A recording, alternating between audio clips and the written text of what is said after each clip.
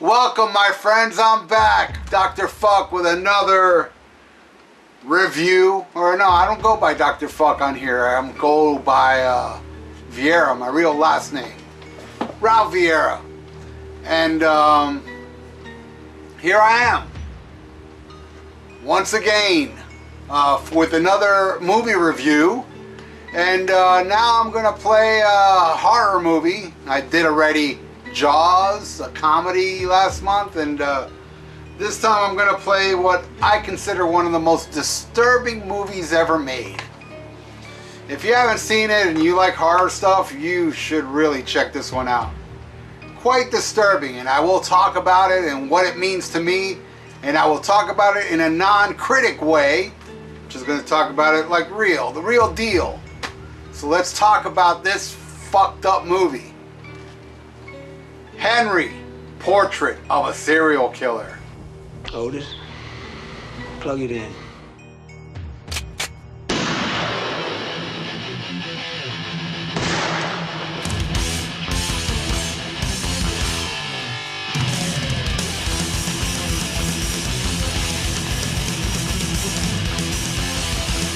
This movie is insane. I watched it today. You know what I do every week? I talk about the DVD, what the DVD brings. It's got some cool bonus stuff. It has a commentary, which I listened to today for the first time.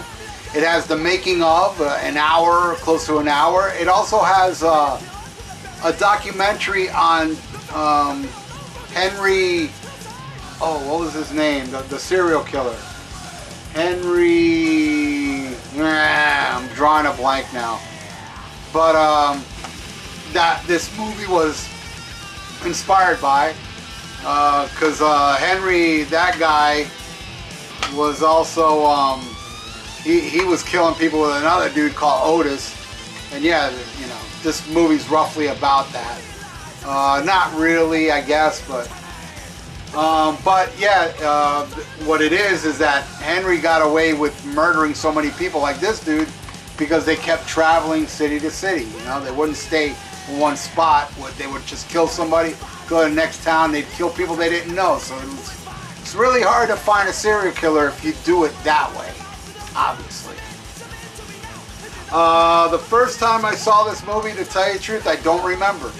I know I saw it on videotape. I might have rented it, because I remember I did have the VHS at one point, and I just found this movie, like the film quality, the acting, it almost seems too real. This is not your typical movie. This movie is so grimy and low life, and it really does fit.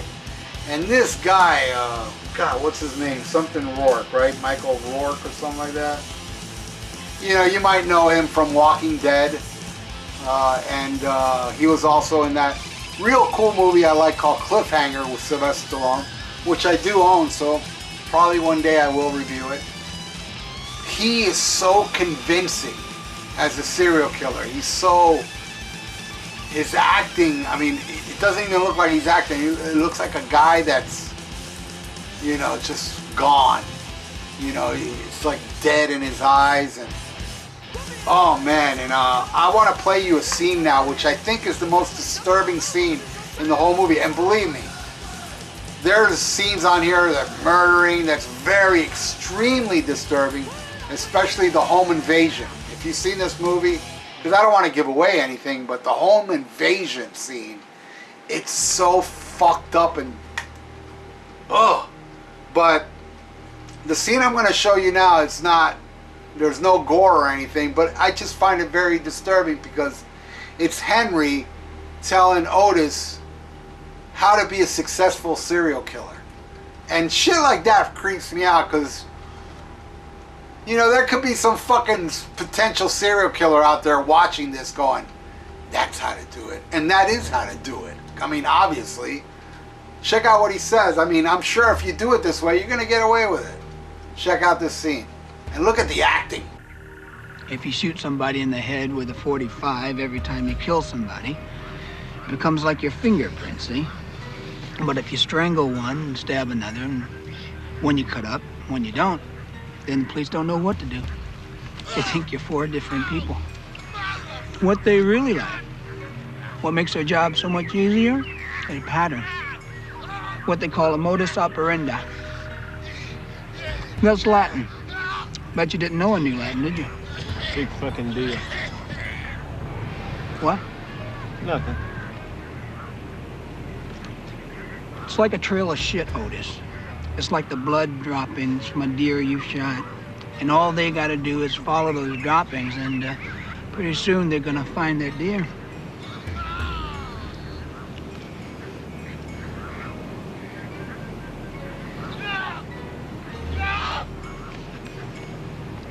Why do we use a gun?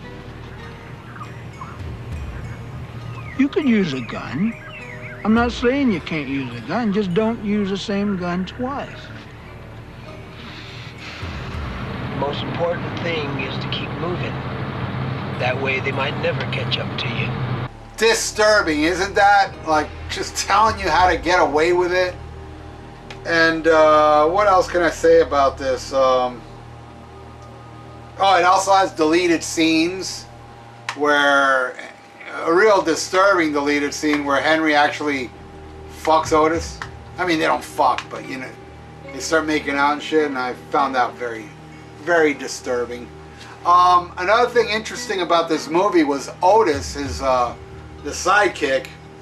That guy is such a scumbag that you kind of like root for Henry over him, and Henry's a fucking cold-blooded serial killer, but Otis is even a bigger scumbag.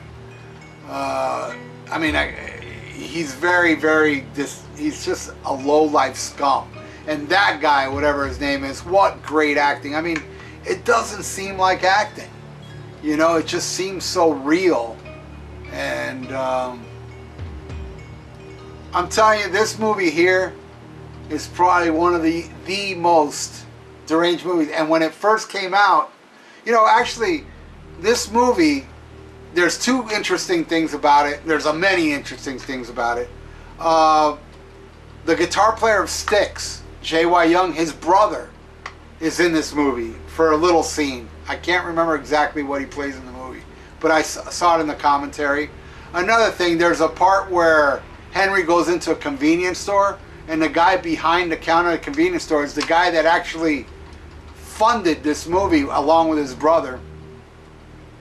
And what happened was, when they finally saw the movie, because it was like shot, you know, it was you can see the movie, but the guys that invested in it, they gave him a black and white copy that didn't look too good, and they did it with a camera. They shot a screen with the camera to show them, and they were kind of freaked out by it. They didn't like it. And also, this movie was shelved for like over 3 years.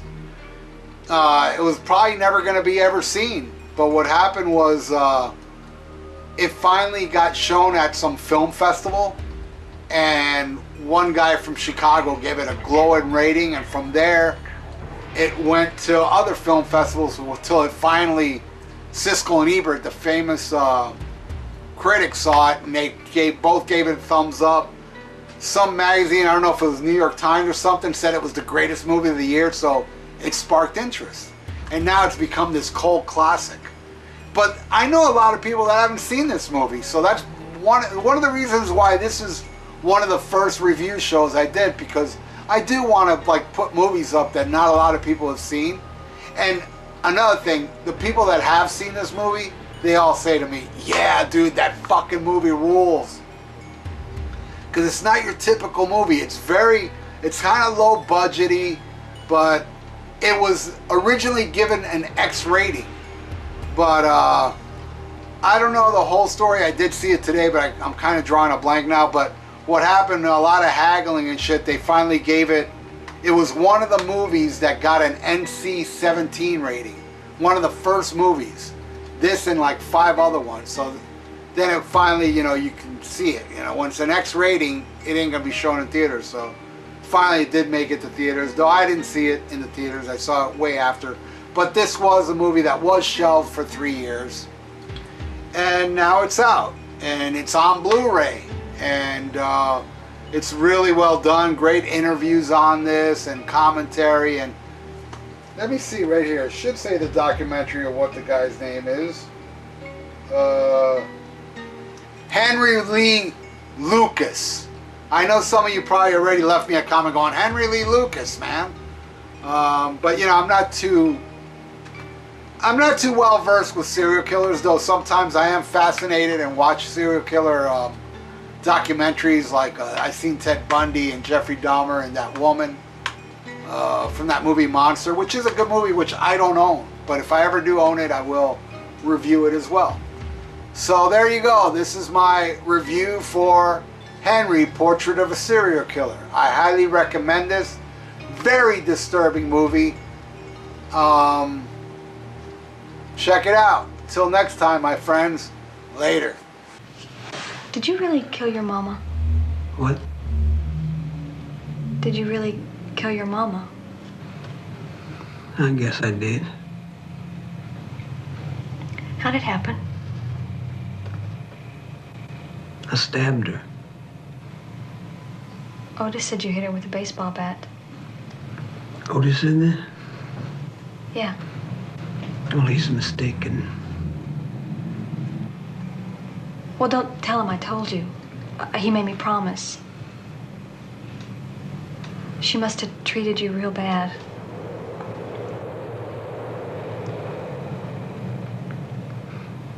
She was a whore. My mama was a whore. I killed my mama. One night, it was my 14th birthday. And she was drunk, and we had an argument. She hit me with a whiskey bottle. And I shot her. I shot her dead. I thought you said you stabbed her.